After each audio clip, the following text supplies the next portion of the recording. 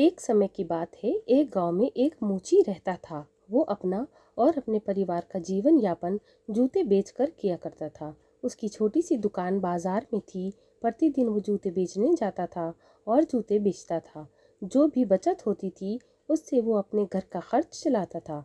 वो अपने काम को सच्चे मन और लगन से करता था, परंतु समय के साथ साथ उसकी दुकान पर ग्राहक आने बंद हो गए। अब उसने जो पूंजी जमा कर रखी थी वो भी ख़त्म होने लगी। कुछ दिनों के बाद समस्या इतनी बढ़ गई कि उसे अपनी बीवी के गहने बेचने पड़े। ये सोचकर मोची उदास रहने लगा। उसका काम भी अच्छे से नहीं चल रहा था। ये सब देखकर उसकी पत्नी उसे दिलासा देने लगी और कहने लगी, भगवान पर भरोसा रखो, भगवान सबकी सुनता है। एक दिन भगवान ज़रूर हमारी सुनेगा। भगवान के घर देर है पर अंधेर नहीं। वो अपनी पत्नी की बात सुनकर मुस्कुरा देता था, परंतु अंदर से वो चिंतित और परेशान रहता था। कुछ दिनों के बाद उसकी दुकान में एक जोड़ी जूते ही बचे थे। समस्या ये थी कि उसके पास और जूते बनाने के लिए सामान नहीं था और उस जूते को खरीदने के लिए कोई ग्राहक भी नहीं आ रहा था। वो बहुत परेशान हो गया, सोचने लगा अपने घर का खर्च कैसे चलाएंगे। इसीलिए वो एक जोड़ी जूते को लेकर बाजार की ओर निकल गया। उस बाजार में मोची ने एक जोड़ी जूते बिक गए।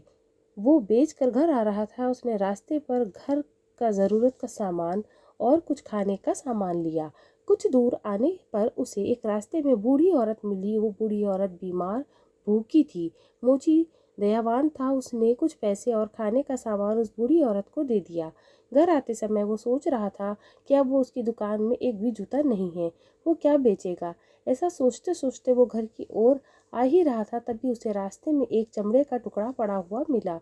उसे देखकर सोचा इसे उठा लेते हैं और उससे एक जोड़ी जूता तो बन ही जाएगा। उसने उस चमड़े को उठा लिया और उसे देखा और उसे लेकर घर चला गया। उसने सोचा आज चमड़े को काट कर रख लेता हूँ, कल सुबह चमड़े का जूता बना देंगे, अभी अंधेरा काफ़ी हो गया है।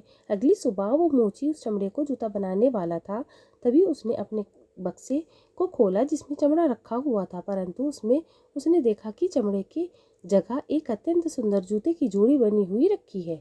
वो तो खुश हुआ और उसे कुछ न और बाजार की ओर उस जोड़ी जूते को लेकर चला गया। इस बार मोची को अच्छे पैसे प्राप्त हुए और वो कुछ पैसे बूढ़ी औरत और बूढ़े लोगों को दे दिया। बाकी पैसे जूते बनाने का सामान खरीद कर घर आ गया। उसने दो जोड़ी जूते की चमड़े को काटा और उसी बक्से में चमड़े को रख दिया। वो अगली सुबह फिर से चमकदार और सुंदर जूते बनकर तैयार हो गए। वो हैरान था। उसने सारी बातें अपनी पत्नी से बताई। उसकी पत्नी ने कहा, देखा, मैंने कहा था कि भगवान के घर देर है अंधेर नहीं। कोई नेक दिल इंसान हमारी मदद कर रहा है। ईश्वर आपका बहुत बहुत धन्यवाद। इसी तरह उसने कुछ दिनों तक ये सिलसिला चलता रहा और वो रोज़ रात को चमड़ा काट कर रख देता और अगले दिन अच्छे खासे जूते बने तैयार हो जाते। कुछ दिन बाद मोची की स्थिति सुधर गई। उसने अपनी जमा पूंजी भी एकत्र कर ली।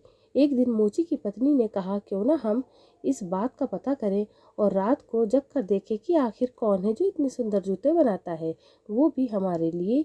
एक रात मोची ने चमड़े को काटकर अपनी दुकान के बक्से में रख दिया। अपनी पत्नी के साथ रात में जग रहा था और दुकान के बाहर खड़े होकर देखता रहा। उन्होंने देखा कि दुकान की खिड़की के रास्ते से तीन बौने आते हैं और कटे हुए चमड़े को जूता बनाने लग जाते हैं। सुबह होते ही वो खिड़की के रास्ते निकल जाते हैं। ये देखकर मोची और उसकी पत्नी खुश हुई। उसने सोचा और कहा, इन दोनों ने हमारी मदद, क्यों ना हम भी इनकी मदद करें। मोची ने अपनी पत्नी से पूछा, बताओ हम इनके लिए क्या करना चाहिए। मोची की पत्नी ने कहा, अपने कुछ बात ध्यान दिया, उन दोनों के कपड़े और जूते फटे हुए हैं, क्यों ना आप उनके लिए जूते बना दो और मैं उनके लिए कपड़े सिल देती हूँ। ये बात पसंद आई। मोची ने उनके लिए जूते बना दिए और उनकी पत्नी ने उनके लिए कपड़े सिल दिए। अगली रात उन दोनों ने अपनी दुकान के बक्से में जूते और कपड़े रख दिए। वो बौने खिड़की के रास्ते जब आते हैं और अपने जूते और कपड़े पाकर बहुत खुश हो जाते हैं और उसे पहनकर चले जाते हैं। अब मोची रोज़ चमड़ा रखता, परंतु बौने आते नहीं और जूते बने हुए तैयार नहीं मिलते। मोची समझ गया था कि अब मेरी स्थिति सुधर गई है, मुझे अपना काम स्वयं ही करना चाहिए। वो लोगों की पसंद को भी जान चुका था।